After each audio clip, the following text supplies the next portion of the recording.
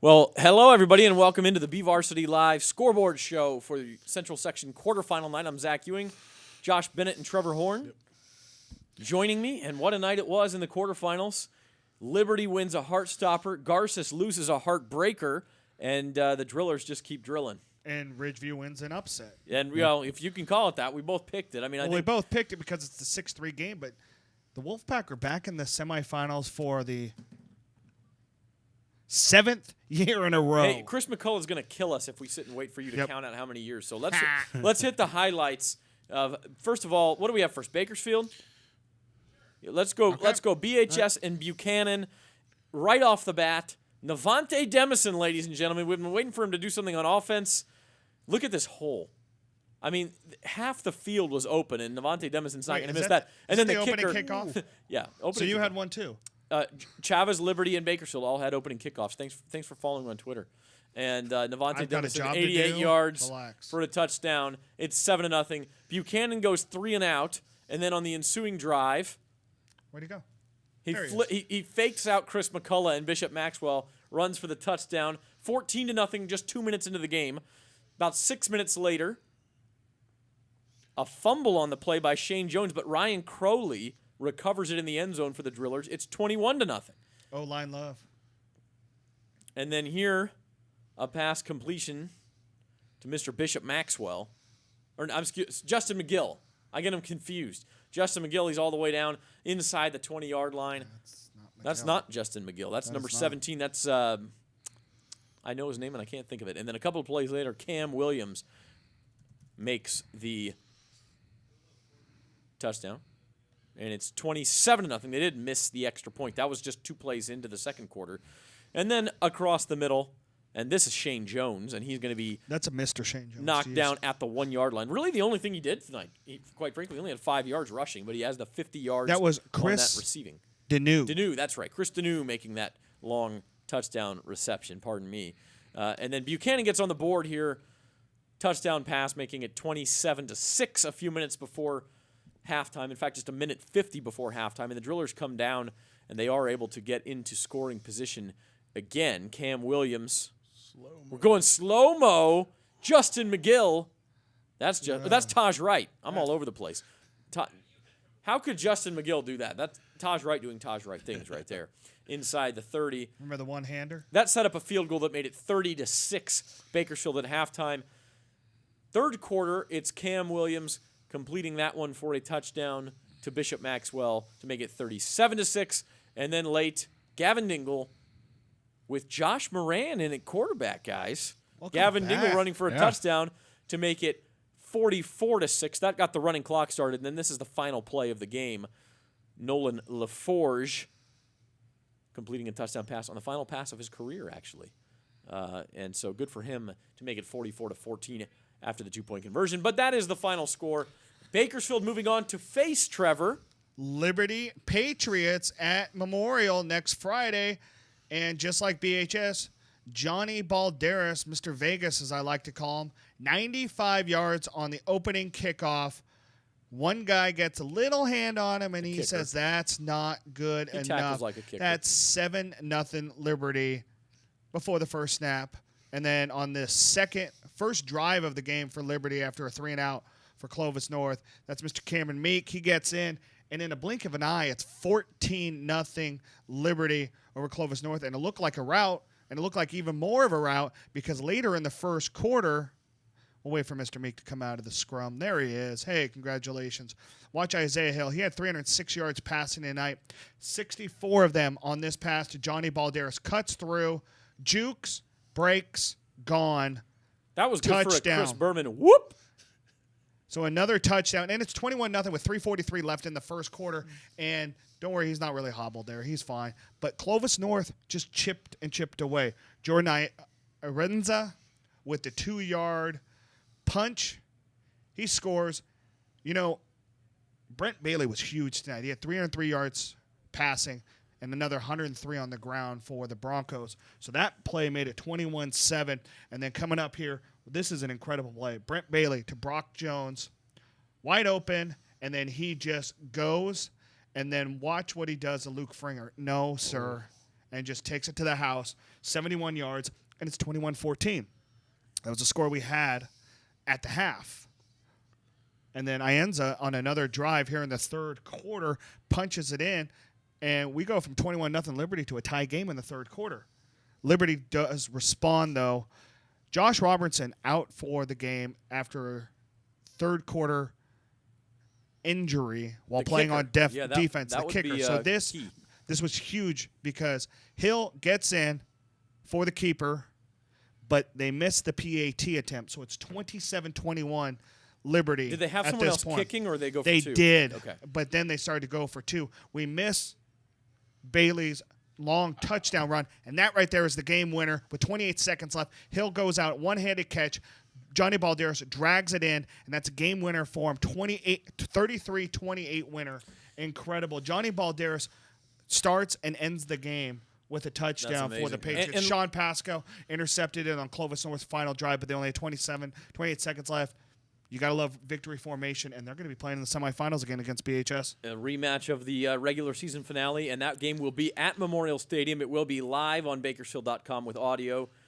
We will have that game for you next week from Memorial Stadium. So let me get this straight on Johnny Balderas. He opened the game with a touchdown. Yep. He had the game-winning touchdown. Yep. He also had an interception in the end zone to end a Clovis North drive and recovered a fumble inside the 5-yard line to close another Clovis North drive.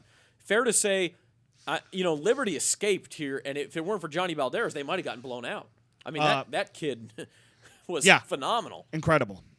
And you saw the game, not me, but it just sounds like he carried them tonight. So Liberty and BHS next week, it'll be a ton of fun, but Liberty's going to have to play better, I think, to hang with the way BHS playing, Josh. Especially first game they met, BHS just completely blew them out.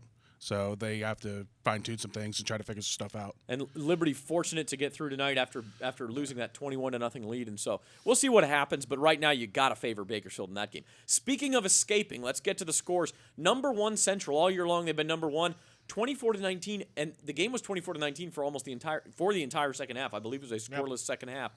Edison got down to the Central 3-yard line in the final 30 seconds and got sacked twice, couldn't punch it in. Hey, do you want to explain to John Hornberg why you had Edison even when they were 0-5 in the rankings? Yeah, remember, John, when you long? didn't want Edison to be in the top 25? Yeah, they almost beat number 1 tonight. But they do fall short. Central wins it.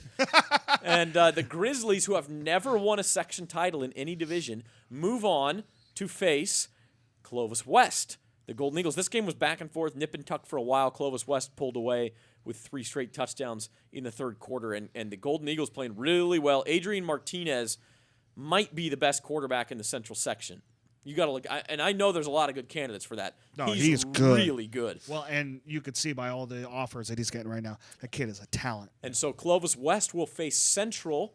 It kind of fun the way it works out regionally. That's the northern semifinal. The track. And the southern semifinal, the SWIL, it's Liberty, 33-28 over Clovis North, and it's Bakersfield, actually 44-14 over Buchanan was the final score in that one. So BHS Liberty next week, Clovis West Central. In Division 2, the stunner of the night comes in Division 2. We'll get to that in a minute. Sanger beats Dinuba 42-6. Sunnyside. What is this, Wyoming, UNLV? This was not a basketball game, but Sunnyside beat Tulare Union 66-55. The Wildcats into the semifinals. They'll face Sanger. Ridgeview, down 21-14 in this game, dominates the second half. Only allowed 4 yards of offense in the second half, and it's the Wolfpack into the semifinals for, as you said, Trevor, the 7th straight year, and they're going to host because Garces, what happened? 28-14 with 9 minutes to go, and El Diamante comes up big, scores the winning touchdown with a 2-point conversion with 33 seconds left, and a heartbreak at Sam Tobias Field, guys.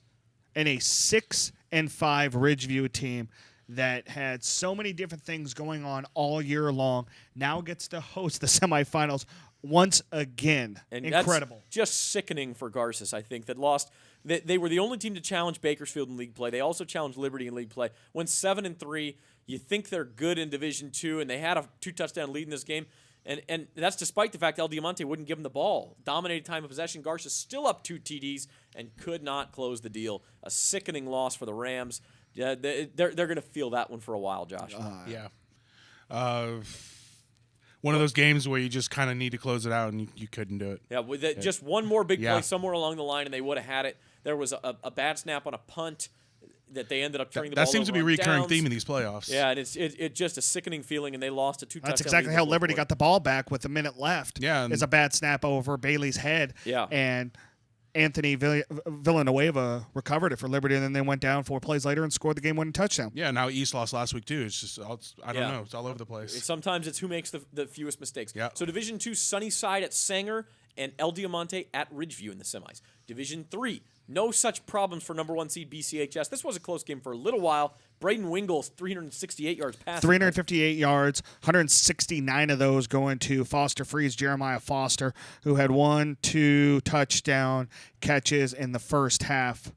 And, yeah, incredible game for them. So they'll host and keep going. It was a 14-7 game right before half. BCHS got 2 touchdowns in the final 3 minutes of the first half to make this a rout. And they will move on to face San Joaquin Memorial. They shut out South and really kind of a raw deal for the Rebels. Thoughts They go out. lost the game, but Yeah. Aries Harris out in the first quarter without their quarterback. They were obviously hapless on offense. Yeah, they brought the ambulance out for him, so your thoughts go out. Aries Harris is one of the really good kids in town. And so you really hate to see a kid like that go down. So thoughts are with you, Aries. Yeah, injuries are part of football, but we hate to see it happen, especially this time of the year. So Memorial at Bakersfield Christian next week. The other Division III quarters both played last night. Hanford beats Kingsburg, and Tulare Western beat Tehachapi in dramatic fashion. So it's Hanford at Tulare Western and San Joaquin Memorial at Bakersfield Christian next week in Division III.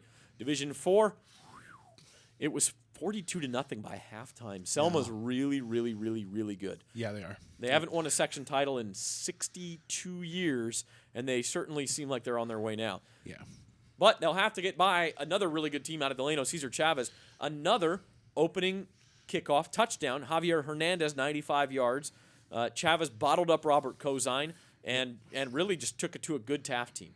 Yeah, only 40 yards on 12 carries for Cozine.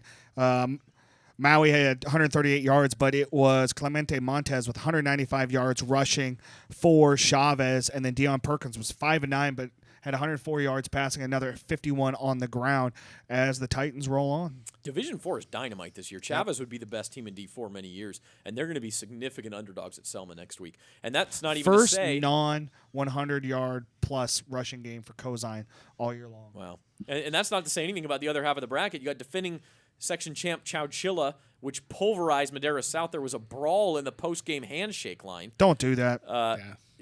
Not cool. Yeah, not Don't do cool. Anyway, so the Redskins move on to face Golden West. First time in CVC history they faced a public school of Visalia in football, and it's Golden West that beat CVC. So Chowchilla Golden West is a crazy good semifinal, and then Chavez Selma, Division 4, the top 4 teams, crazy good. And they will finally meet up in the semis next week. Chavez at Selma and Chowchilla at Golden West.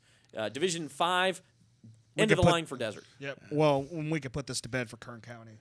Yeah. This whole bracket, it's done. Mendota undefeated. They win 44-12. They will next face Sierra, which takes out the Cinderella Woodlake 42-27. The number 3 seed Fireball got a challenge from Bishop, but the Eagles move on. And then another Cinderella. How about Yosemite? Lowest seed in any division to move into the semis. Yosemite beats Dos Palos 29-14. So Yosemite at Fireball and Sierra at Mendota in Division 5. Division 6, another undefeated team, Strathmore, moves on 28-0 over Orange Cove. There's Riverdale over Tranquility with 2 L's, 28-6. How about Kennedy, 2-time defending champ, marching on 42-6 over Cal City. And it was McFarland stayed with Sierra Pacific for a while now. It was 35-33, and then CPAC went off 28 unanswered points to end the game, 63-33. So you've got Kennedy at Sierra Pacific and Riverdale at Strathmore in the Division 6 semifinals next week, day after Thanksgiving. Southern section, real quick. End of the line for the Boron Bobcats. 21-14, they lose to Laguna Beach. But marching into the 8-man Division 1 Southern section championship game, look at that score, guys. 91-46, Mojave. I thought I was being nice when I thought I was going a little low when I gave him like 65 in my prediction. Come on, Mojave, go for 100, guys. What's wrong? Flint Ridge Prep might be the best team they've played all year, and they scored 91 points. So they move on to the 8-man championship game next week. One of the best 8-man teams in 91 the nation. points. I don't know if I can do that in NCAA I almost or want Madden. them to play like on Thanksgiving Day so one of us can go out and watch it and just take video of it's like basketball and I actually hope that's Saturday afternoon. Nope, I can't do it. Yeah, it's state cross country next week, but we can always hope. It's not probably going to happen, but anyway, Mojave, I'll tell you what, fun team to watch. Okay, final thoughts on quarterfinal night, Josh Bennett. Okay, so once again, congratulations to those seniors whose careers have probably ended tonight, and those moving on as well. He's tearing up thinking about his final high school game. Yeah. On that note, next week we have a lot of barn burners. We boil it down to the top teams, and look who's there. The same suspects that's been there the past 4 or 5 years. So it's going to be fun next week. Yeah, it's a great point. I mean, the teams that have been here before have guys who know how to win at this time of year. They're the ones who got it done tonight. Trevor? Ridgeview, a team that has had injuries, has had suspensions, has had kick starters off the team, kind of just muddled around, finished the regular season 5-5, and they're in the semifinals and hosting. And the thing is that when we looked at the bracket, we said, you know what? There isn't a team that wants to face Ridgeview because if they can get things rolling, this is what happens. That defense is so good when they're playing well. Yeah. So good. And I would have really looked forward to a Ridgeview Garces game because you got great offense. Oh, that would have been defense. fantastic. And that's, BHS Liberty is going to be a ton of fun next week. Don't get me wrong. But I can't stop thinking about Garces and that team over there. Yes. We had them in the studio yesterday. Great group of guys. A great season after just by Garces standards, really subpar years the last 2 seasons. And they got it together this year. And for it to end this way just makes you hurt for those guys. It really does. But anyway, it'll be fun next week. Of course, in Bakersfield, you have the big one out at BC, Liberty, and BHS. Yep. You have Ridgeview hosting as a 6th seed El Diamante, and then you have Bakersfield Christian will host San Joaquin Memorial. And then out of town, a couple of out-county teams, Chavez at Selma, and Kennedy is at Sierra Pacific and Hanford. So those are your 5 Kern County teams in semifinals. And then, of course, let's not forget Mojave, 8-man championship. Mojave. Next Friday night, day after Thanksgiving, it's always a big one. It'll be fun. Yeah. Liberty BHS, the headliner, but don't sleep on those other games. Going to be a lot of fun. For our producer, Chris McCullough, Josh Bennett, Trevor Horn, I'm Zach Ewing. Good night, everybody. Bye.